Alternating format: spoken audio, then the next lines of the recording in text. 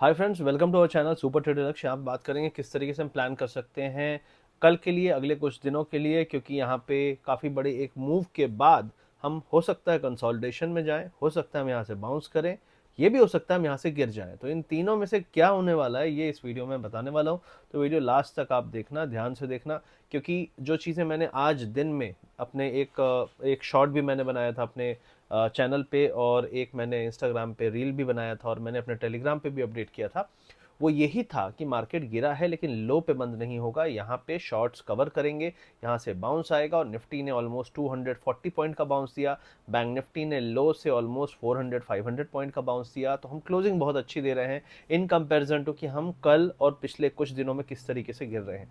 तो यहाँ पे सबसे पहले बात कर लूँगा लेवल्स की, और लेवल्स में सबसे पहले मैं बात करूँगा कि मिड कैप में क्या हो रहा है, क्योंकि मिड कैप ने आज बहुत बड़ी रैली दिखाई है। दूसरी चीज़ है यहाँ पे कि जो आपका निफ्टी और बैंक निफ्टी है, इसमें निफ्टी अच्छा चला, बैंक निफ्टी अच्छा नहीं चला। तो अब इसमें क्यों ऐसा हो रहा है ये बहुत जानना है ज़रूरी, कि हम निफ्टी को राइड करें या बैंक निफ्टी में अभी भी घुसे हैं, क्योंकि दो बैंक जो है एक्सिस बैंक और आईसीआईसीआई बैंक ने आज नीचे की तरफ बैंक निफ्टी को पूरी तरह से खींच रखा था। जो रिसेंट के पिटे हुए बैंक थे उन्होंने ऊपर की तरफ खींच रखा था। एफआईआई का डेटा आया है, एफआईआई का डेटा में कैश में सेलिंग है, फिर से अगेन बड़ी सेलिंग है। डीआईआई की कैश में बहुत बड़ी बाइंग है। फ्यूचर, ये तो चलो ये हो गया कैश का डेटा, लेकिन फ्यूचर ऑप्शन का डेटा भी बहुत इंपॉर्टेंट चीज बोल रहा है। तो वो सारी चीजें हम बात करेंगे, लेकिन उससे पहले एक important aspect of investment opportunity एक आई हुई है, उसके बारे में, और फिर कंटिन्यू करेंगे अपने एनालिसिस को। फ्रेंड्स, इससे पहले कि वीडियो में हम आगे बढ़े, यहाँ बात करना चाहता हूँ मैं फ्यूचर सुपरस्टार्स के बारे में, जो स्टॉक मार्केट के आज लार्ज कैप नहीं है, ब्लू चिप स्टॉक्स नहीं है, लेकिन कल को ये लार्ज कैप में अपना स्थान बनाने वाले हैं, जगह बनाने वाले हैं। मिड कैप स्पेस में एक अपॉर्चुनिटी आई है जो एनएफओ के थ्रू है, और ये एनएफओ का सब्सक्रिप्शन इस महीने के एंड में 30 जनवरी तक ओपन है। तो इस अपॉर्चुनिटी के बारे में यहाँ पे बात करने वाला हूँ इस वीडियो में। मैक्स लाइफ, जो कि इंडिया की लीडिंग प्राइवेट लाइफ इंश्योरर है, वो लेकर आए हैं पहला mid cap momentum index life insurance industry का। यहाँ पे आपको अपॉर्चुनिटी जो आई है वो आई है एनएफओ के थ्रू। जैसे मैंने बताया, यहाँ पे 2,000 रुपए से आप इन्वेस्टमेंट शुरू कर सकते हैं। लॉन्ग टर्म अगर आपके गोल्स है इन्वेस्टमेंट में, तो यहाँ पे बहुत ही बेहतरीन तरीके से ये रिटर्न्स दे चुका है ऑलरेडी, और आगे भी दे सकता है। तो ये अपॉर्चुनिटी जो है आपको, स्टार्टिंग एनएवी जो है इस फंड का, जो एनएफओ के थ्रू आया है, इसका 10 रुपए का होने वाला है। यहाँ पे मिड कैप स्पेस की टॉप 150 कंपनीज में, जो बेस्ट मोमेंटम में 50 कंपनीज हैं, उनमें आपका पैसा लगाया जाने वाला है। यहाँ पे कोई भी मैनेजर का बयास नहीं होने वाला है। यहाँ पे एल्गोरिदम्स के थ्रू जो भी टॉप 50 कंपनीज निकल के आएंगी उसमें आपका पैसा लगेगा। जो कंपनीज अच्छा परफॉर्म करेंगी वो इस 50 में एंटर करेंगी, जो कंपनीज अच्छा परफॉर्म नहीं करेंगी वो इस 50 से निकल जाएंगी, और 150 में से जो भी अच्छी कंपनी है वो इस 50 में आएगी। तो इस तरीके से ऑटोमेटिक प्रोसेस से आपका जो बेस्ट स्टॉक है वो इस फंड को आगे बढ़ाएगा। अगर यहाँ पे मैं एग्जांपल बताऊं तो Nifty mid cap 150 momentum 50 index ने पिछले 5 साल में 28% के ईयर ऑन ईयर रिटर्न्स दिए हैं, और पिछले 10 साल में 27% के ईयर ऑन ईयर रिटर्न्स दिए हैं। आपको एक और चीज बता दूं कि अगर 2013 में Nifty mid cap 150 momentum 50 index में आपने अगर पैसे लगाए होते, तो आज वो 11x होते 10 सालों में। जहां पे आप पैसा लगा रहे हो, मैक्स लाइफ, उसका हाईएस्ट क्लेम पेड रेशियो है 99.51% का। मैक्स लाइफ का जो एसेट अंडर मैनेजमेंट है वो 1.22 लाख करोड़ का है। मैक्स लाइफ का सॉल्वेंसी रेशियो 190% का है, जो कि मिनिमम थ्रेशोल्ड रिक्वायरमेंट से 127% ज्यादा है।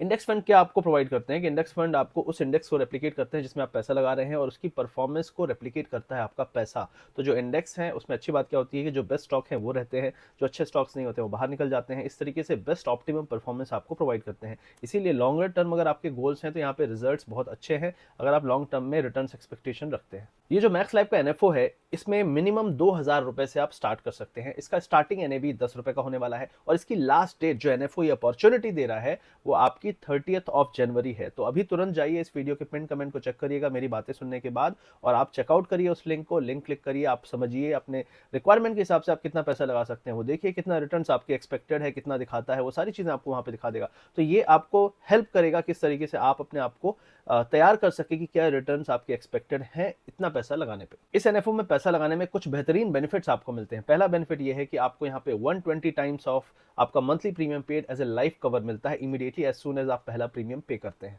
यहाँ पे आपको tax exemption under section 80C मिलता है, और अगर आपका एनुअल प्रीमियम 2.5 लाख रुपीज से कम है तो आपका जो मैच्योरिटी अमाउंट है उसमें कोई भी टैक्स नहीं लगता है। Max life ULIP plan OSP यहाँ पे है, अगर आप मान लो आपको कुछ हो जाता है फ्यूचर में, तो इन दैट केस यहाँ पे आपके प्रीमियम्स को टेक केयर किया जाता है, और आपके जो बेनिफिट्स हैं सारे के सारे आपके डिपेंडेंट्स को दिया जाता है। तो इस प्लान को भी आप जरूर चेकआउट करिएगा। यहाँ पे एनआरआई कस्टमर्स के लिए बेहतरीन ऑफर है। यहाँ पे अगर आप 18,000 रुपए 18,000 रुपीज़ पर मंथ आप इन्वेस्ट करते हैं तो आप 3 करोड़ से भी ज़्यादा का मैच्योरिटी अमाउंट एक्सपेक्ट कर सकते हैं, और यहाँ पे आपके इन्वेस्ट करने की कोई लिमिट नहीं है। तो यहाँ पे वीडियो के पिन कमेंट में जाइए, चेकआउट करिए लिंक को, किस तरीके से आप इन्वेस्ट कर सकते हैं, कितना इन्वेस्ट करने में कितना मिलेगा। आप यहाँ पे ओएसपी प्लान भी चेकआउट कर सकते हैं, क्योंकि वो बहुत ज़रूरी है। अगर आपको लगता है कि यार मेरे को थोड़ी सी सिक्योरिटी भी चाहिए कि यार मैंने ये प्लान तो ले लिया है, मान लो अगर मैं प्रीमियम फ्यूचर के नहीं पे कर पाया, तो इन दैट केस मेरे प्रीमियम को कंपनी पे करेगी और सारे बेनिफिट्स भी मुझे मिलेंगे, रिटर्न्स भी मुझे मिलेंगे। तो ये सारी चीज़ आप चेकआउट कर सकते हैं। यहाँ पे अगर कोई भी डाउट है तो पॉलिसी बाजार, जहाँ पे आप जाके ये एनएफओ को ले सकते हैं, वहाँ पे आप जाके क्वेरी अपनी डाल सकते हैं। वहाँ पे उनकी टीम आपको हेल्प करेगी इस प्लान को लेने में, एनएफओ में पैसे इन्वेस्ट करने में भी। तो आई होप ये इन्फॉर्मेशन अच्छी लगी। आइए चलते हैं, बात करते हैं अपने एनालिसिस के बारे में। तो गाइस अब हम यहाँ पे बात करेंगे, सबसे पहले बात कर लेते हैं यहाँ पे कि निफ्टी बैंक निफ्टी में डिफरेंस जो आ रहा है, कि निफ्टी बहुत स्ट्रांग था, बैंक निफ्टी स्ट्रांग नहीं था। उसमें आईसीआईसीआई बैंक, एक्सिस बैंक ने नीचे की तरफ दम लगा के आज बैंक निफ्टी को खींचा, लेकिन उसके बाद भी -400 से हम प्लस मतलब ऑलमोस्ट 100 के आसपास बंद हुए। निफ्टी ऑलमोस्ट फ्लैट आ चुका था, वहां से हमने 230 पॉइंट का एक गेन दिखाया, बहुत अच्छा, जो कि मैंने अपने ग्रुप में डाला भी था। और आज मैंने अपनी एक स्कैल्प ट्रेड थी, उसके बारे में भी मैंने यहाँ पे बात की थी। तो टेलीग्राम चैनल का लिंक आपको यहाँ पे डिस्क्रिप्शन में मिल जाएगा, तो वहाँ पे आप रहें, क्योंकि वहाँ पे मैं चीज़ें अपडेट करता रहता हूँ। यहाँ पे निफ्टी की बात करूँ, 21,450 बहुत अच्छी क्लोजिंग है। और एक इंपॉर्टेंट चीज़ यहाँ पे ये आपको ध्यान देना है कि लास्ट टाइम जब हम नीचे गिरे थे तो हम जो हमने लो बनाया था, ठीक है, तो अभी हम बात करें तो लो एक बना था अपना 21,000 के आसपास बना था, करीब करीब 21 दिसंबर को। उसके बाद एक लो बना था जो पैनिक काइंड ऑफ लो था, वो था 21,000 ऑलमोस्ट 300 के आसपास। हमने आज उस लो को तोड़ा है, तो इसका मतलब ये हुआ कि हमने एक नया लो बनाया है, हमने हाई नहीं तोड़ा है। तो लोअर हाई और लोअर लो बना रहे हैं, तो पैटर्न तो बियरिश है, लेकिन उसके बाद भी यहाँ पे हम ओवरसोल्ड होने के कारण एक बाउंस दिखाएंगे। अब बैंक निफ्टी कितना ऊपर जा सकता है, बैंक निफ्टी ही सबसे बड़ा ट्रिक है यहाँ पे। तो बैंक निफ्टी 45,400 के जब तक ऊपर नहीं निकलेगा हम 46 नहीं देख पाएंगे, सीधी सी बात है, हम 46 नहीं देख पाएंगे। अभी 46 एक बहुत बड़ा पहाड़ बन चुका है। लो एरिया में आपका सपोर्ट जो है वो 44,500 पे रहेगा। और जो डेटा आया है एफआईआई का वो बहुत इंटरेस्टिंग आया है। रिटेलर्स फिर से यहाँ पे शॉर्ट गए हैं, और एफआईआईज और प्रोज जो हैं वो यहाँ पे बुलिश गए हैं, मतलब वो अपने शॉर्ट पोजीशन को कवर करके यहाँ से एक बाउंस की उम्मीद फिर से कर रहे हैं। और अभी बजट भी आने वाला है, तो डेफिनेटली उसका एक सेंटिमेंटल इम्पैक्ट हो सकता है, उसमें कुछ अनाउंसमेंट हो सकते हैं, कुछ चीज़ें कहीं जा सकती हैं जो मार्केट को इम्पैक्ट कर सकती हैं। तो वो एक बड़ा रीज़न है जिसके कारण ओवरसोल्ड मार्केट ओवरसोल्ड नहीं रहेगा, कहीं बीच में आके रुकेगा। लेकिन एक चीज़ क्लियर हो गई कि बैंक्स में प्रेशर, एक बाउंस भी आ जाएगा ना, उसके बाद भी बैंक्स में प्रेशर रहने वाला है, और बैंक्स से लोग अब मुझे लगता है थोड़ा दूर रहेंगे अगले कुछ हफ्तों तक एटलीस्ट, जब तक कॉन्फिडेंस आएगा। आई थिंक 45,500 600 के ऊपर हम निकलेंगे तो 46,300 फिर रेजिस्टेंस है। तो मुझे लगता है 46,300 46,500 मुझे लगता है अगले एक महीने के लिए आपका एक सीलिंग की तरह काम करना चाहिए। तो बैंक के लिए बात कर रहा हूँ, और लोअर एरिया में 44,500 आपका मेक और ब्रेक है। एक बड़ा फॉल आना था, उम्मीद थी, आ गया। अब उसके बाद हम इस सपोर्ट को रेफरेंस मानेंगे, इसके नीचे नहीं जाना चाहिए। इसके नीचे गए तो हम फिर बड़ा वाला, जैसे अदानी के हिंडनबर्ग के बाद एक फॉल आया था, 40,000 ब्रेक हुआ था, फिर वो वाला खेल शुरू हो जाएगा। तो अगर 44,500 टूटा तो इसको ध्यान में रखना, इस नंबर को, ये एक नंबर टूटे ना।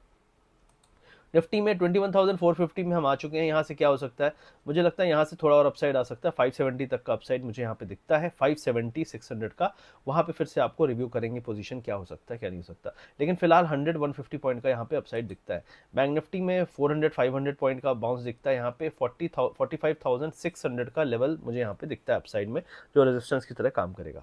और इमीडिएटली सपोर्ट मैंने आपको बता दिया है। उसके बाद अगर सेक्टर स्पेसिफिक बोलूँ तो मेटल ने आज एक बहुत अच्छा अपसाइड दिखाया, तो मेटल्स पे आप फोकस करें। मुझे ऐसा लगता है कि जो ये फॉल आया है रिसेंटली में, उसके बाद जो मेटल जिस तरीके से आज पहले दिन ही रिलीफ में भागे हैं, तो मुझे लगता है यहाँ पे something more can be seen on the upside. तो मेटल सेक्टर पे फोकस करिए, जो कई सारे स्टॉक्स हैं यहाँ पे, हिंडाल्को है, आपका टाटा स्टील है, जिंदल स्टील है, ये सारी चीज़ें हैं, तो आप उनको देख सकते हैं यहाँ पे। उसके अलावा ऑटो ने आज एक रिलीफ काइंड ऑफ मूव दिया है। ऑटो में यहाँ पे डब्ल्यू बना रहा है, अगर आप पैटर्न वाइज देखेंगे तो इसका डब्ल्यू का जो ब्रेकआउट है वो 18,700, मतलब करंट लेवल से 1% के बाद ब्रेकआउट हो सकता है। तो इस पे नजर रखिए, क्योंकि जब भी थोड़ी माहौल सही हो रहा है तो ऑटो जो है वो भड़ाम से ऊपर जाता है और नया हाई बनाने की कोशिश करता है। तो क्या ये वापस से स्ट्रेंथ पाएगा। लेकिन मेटल में एक बहुत अच्छा आज अपसाइड मुझे दिखा, तो ये एक ब्राइट स्पॉट इस मार्केट का फिलहाल दिखता है। फार्मा ने रिसेंटली में बहुत अच्छा एक अप मूव दिखाया था, थोड़ा यहाँ पे कूल डाउन आपको दिखेगा, क्योंकि वही होता है ना कि जब आप डिफेंस, जब सब कुछ गिर रहा है तो डिफेंसिव भागता है, जब सब कुछ उठता है तो फिर डिफेंसिव शांत हो जाता है थोड़ा। लेकिन ओवरऑल फार्मा में एक अच्छा अपसाइड आया है, और फार्मा एक मुझे लगता है कि एक अच्छे बुल रन में है फिलहाल, और हर डिप वहाँ पे स्ट्रांगली बाय हो रहा है। तो फार्मा सेक्टर पर ज़रूर नज़र रखिए, अगर डिप आता है तो बाइंग वहाँ पे बड़ी स्ट्रांग है। ठीक है, उसके अलावा विक्स भी आज क्लोज हुआ है रेड में, तो ये एक अच्छी चीज़ है, इसलिए मार्केट को थोड़ा रिलीफ मिलेगा। आज आईटी ने एक बहुत अच्छा बाउंस दिखाया। आपको बता दूं कि आईटी बहुत ज़्यादा नहीं गिर रहा है कई दिनों से, और आईटी जो जिस लेवल पे है 37,200 जो निफ्टी आईटी का लेवल है रेजिस्टेंस, उसके ऊपर निकलने पे हम बड़ा अच्छा रैली, एक ब्रेकआउट काइंड ऑफ देख सकते हैं। नेट नेट अगर हम देखें तो ये पूरे अपसाइड के बाद एक कंसोलिडेशन हो रहा है, और इसका फिर से ब्रेकआउट ऊपर की तरफ ही होने के चांसेस ज़्यादा हैं। तो देखिए कई सारे जो सेक्टर्स हैं वो बुलिश दिखा रहे हैं माहौल, बैंक को छोड़ के। लेकिन बैंक निफ्टी में जो डैमेज हुआ है उसके बाद बैंक्स को बहुत जल्दी बुलिश होना मुझे नहीं लगता सही रहेगा। जब भी आपको बुलिश होना है, निफ्टी में आपको स्ट्रेंथ मिलेगी, मेटल में मिलेगी, ऑटो में मिलेगी, लेकिन बैंक में आपको जो स्ट्रेंथ मिलेगी भी वो ऊपर जाने के बाद, मतलब यहाँ से 500-600 पॉइंट रैली आ जाए उसके बाद आपको वहाँ डर लगेगा, क्योंकि कितने सारे लोग वहाँ पे नर्वस हैं, डरे हुए हैं, वो मुझे नहीं लगता वहाँ पे होल्ड कर पाएंगे प्राइवेट बैंकिंग में।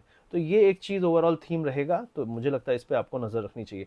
तो ये फिलहाल मेरा व्यू था मार्केट के बारे में। अगर वीडियो अच्छा लगा तो इसको लाइक करो, शेयर करो, और जो मैक्स का जो एनएफओ है उसका डिस्क्रिप्शन में और पिन कमेंट में डिटेल है, उसका लिंक चेकआउट कर लो, और अच्छा लगे तो आप वहाँ पे अपना इन्वेस्ट कर सकते हो, जो भी आपका बजट है, जो भी आपकी सोच है उसके हिसाब से। तो आइए चलते हैं, इसी के साथ हम इस वीडियो को क्लोज करते हैं। सी यू सून, थैंक यू, जय श्री राम, जय हिंद।